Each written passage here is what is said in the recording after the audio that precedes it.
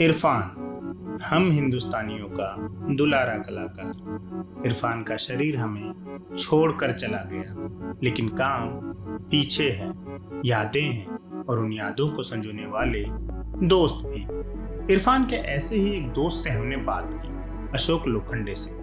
अशोक इरफान के एनएसडी के दिनों के साथी हैं, 1987 पास आउट बैच। अशोक खुद भी एक्टर हैं, काफी फिल्मों और सीरियल्स में काम कर चुके हैं। आप उन्हें सीरियल दिया और बाती के भावासा के रूप में जानते हो, फिल्म रमन राघव में भी देखा होगा। हमने उनसे इरफान की शुरुआती दिनों पर बात करनी चाहिए। उन्होंने हमें खूब समय दिया, दिल खोलकर बातें की, कभी हंसे तो कभी इमोशनल हुए। जानिए कि एक दोस्त अपने दोस्त को कैसे याद करता है। एक और मजेदार बात बताता हूँ। कभी कभार मैं और इरफान किसी दूसरे का प्ले देखने जाते थे। उसमें अगर हमको जरा सा भी कुछ गड़बड़ लगा और हम दोनों की आंखें मिल गईं, फिर हमारा बहुत बुरा हाल होता था हंस हंस कर। हम चेहरा झुका लेते थे, लेकिन हमारे कंधे हिलते रहते थे। हमें प्ले छोड़कर चले जाना पड़ता था। मेरा और उसका इतना इक्वेशन ज़बरदस्त था कि हमें कुछ कहने की भी ज़रूरत नहीं पड़ती थी। निगाहों में ही एक दूसरे से बोल देते थे कि क्या बकवास है यार। वो इतना हिलेरियस होता था कि हम आधे आधे घंटे तक हंसते रहते थे। प्ले करते वक्त हम लोग हमेशा कोई मैजिक मोमेंट क्रिएट करने में लगे रहते थे। बाकी लोग तो किसी गिमिक का सहारा लेते थे, लेकिन इरफान बहुत कम ऐसा करता था। इरफान हमेशा बहुत फोकस्ड रहता था। दिन भर की सारी शरारतें, एक्टिंग क्लासेस में तो वो हिस्सा लेता ही था। रात में जब हम सो जाते थे तो कभी कभी जागने पर वो स्क्रिप्ट पढ़ता हुआ नजर आता था। सेकेंड ईयर के बाद सब लोग एक कमरे में दो दो करके रहते थे।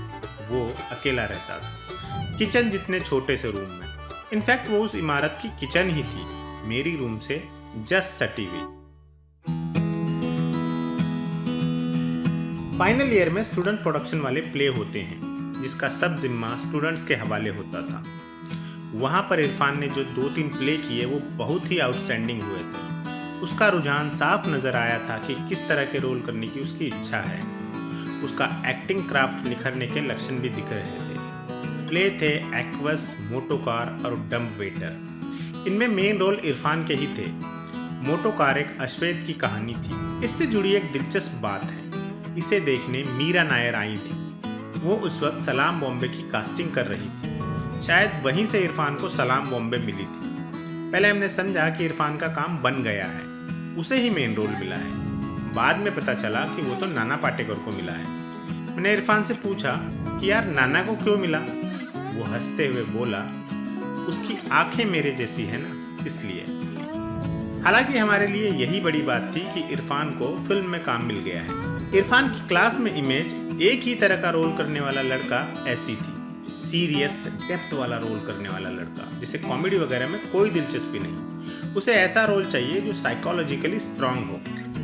इरफान ज़्यादातर सीनियर्स के साथ ही रहता था। सुबह सुबह नहाकर एक लेदर का झोला लटका कर चल देता था। देखा तो किसी सीनियर के साथ पेड़ के नीचे लंबी बात चल रही है। इरफान अक्सर एक बात बोलता था। एनएसडी में हम सबको ये था कि पढ़ाई खत्म करके मुंबई जाएंगे, स्टार बनेंगे जल्दी से। इरफान ऐसा कभी नहीं कहता था। वो कहता था, मुझे कोई जल्दी नहीं है, 10-20 जितने भी साल लगे मैं दूंगा। हमारा मणिपुर का टूर बहुत यादगार रहा। एनएसडी के हर बैच को आखिर में किसी एक रीजनल डायरेक्टर के पास जाना पड़ता है, जो मोस्टली एनएसडी का सीनियर ही होता है। हम इम्फाल में रतन दा के पास गए। वो बिजी थे तो उन्होंने इबोतोम्बी नाम के डायरेक्टर को अपॉइंट किया। नाटक था शाकुंतलम। इरफान इस प्ले में बिल्कुल भी काम नहीं करना चाहता था। सारे लोग परेशान कि भाई कर ले। इरफान का जवाब था, मैं नहीं करूँगा, मुझे नहीं करना है, मुझे कहीं कोरस वोरस में खड़ा कर दो। क्योंकि उसको अंदाज़ा था कि शाकुंतलम उसके स्टाइल का है नहीं, उसे उससे कुछ नहीं मिलने वाला था, समय ही बर्बाद होता। उसने किया नहीं तो किया ही नहीं। इम्फाल में एक लोकल दारू मिलती थी यू नाम की। वहाँ शाम 4 बजे ही अंधेरा हो जाता था। इदरीस न जाने कहाँ जाकर चोरी से यू लेकर आता था। फिर हम लोग एक मग में वो पिया करते थे। 1 महीना वहाँ हमने खूब एंजॉय किया। हम सब जिंदगी में पहली बार फ्लाइट में भी बैठे। एक बार तो ऐसा कांड हुआ कि गांव वाले हमें मारने इकट्ठे हो गए थे। क्रिसमस का वक्त था, शाम हुई तो हम पीने निकल गए। इरफान समेत बहुतों ने खूब पी, अमित, बशीर और लड़कियों को छोड़कर। इदरीस को इतनी चढ़ गई कि वो क्रिसमस ट्री पर ही धड़ाम से जा गिरा। उससे पहले वो एक चर्च में गया था, वहां प्रार्थना चल रही थी। इदरीस जोर से चिल्लाया, ओ यीशु।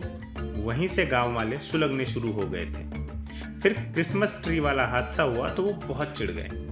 हमें मारने के लिए भीड़ जमा होने लगी। हमें कुछ होश नहीं था। अमित और वहां के कुछ लोकल साथियों ने हमारा सामान मिनी बस में फेंका, साथ साथ हमें फेंका और भगा दिया।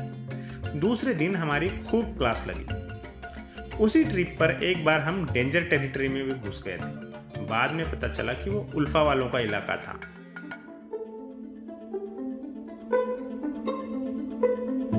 इरफान की अलर्टनेस की हाइट के बारे में बताता हूँ। जब हम 3rd ईयर में थे, हमारा थोड़ा जलवा था।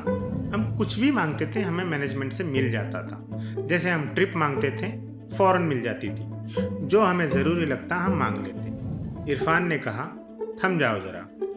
उनसे बोला, ये जो हमारी अक्ल में आता है हम मांग लेते हैं, आप दे देते हैं, इसका क्या मतलब है? हमारी मांगे होती भी छोटी मोटी हैं। हमारी डिमांड खुद को एनहांस करने की होनी चाहिए। उसके लिए हम क्या बोलेंगे, ये तो आपको सोचना चाहिए कि हमें क्या चाहिए। हम तो कल कुछ भी मांग लेंगे, आप बोलेंगे यस। इसका क्या मतलब है? आप यहाँ पर करता धरता है। हमारे भले के लिए क्या है वो आपको खुद सोचकर हमें देना चाहिए। इतना अलर्ट था इरफान। एनएसडी से हमें क्या मिलना चाहिए इसको लेकर हमें बहकने से बचाता था इरफान। छोटी सी चीज़ में सेटिस्फाई न होने का आइडिया देता था इरफान। एनएसडी से कम समय में ज़्यादा से ज़्यादा अच्छी चीज़ें कैसे हासिल करें, ये हमें इरफान ने सिखाया। हम बहुत लकी थे कि वो हमारे साथ था। अगर वो नहीं होता तो हमारी बैच बहुत ही एवरेज होती। उसका काफ़ी कंट्रीब्यूशन है हमारे जीवन में। आर्ट की फील्ड को, थिएटर को, एक्टिंग को, सिनेमा को, दुनिया को, फिलॉसफी को, रिश्तों को, दोस्ती को एक अलग तरह का आयाम देने में इरफान का काफ़ी बड़ा हाथ है।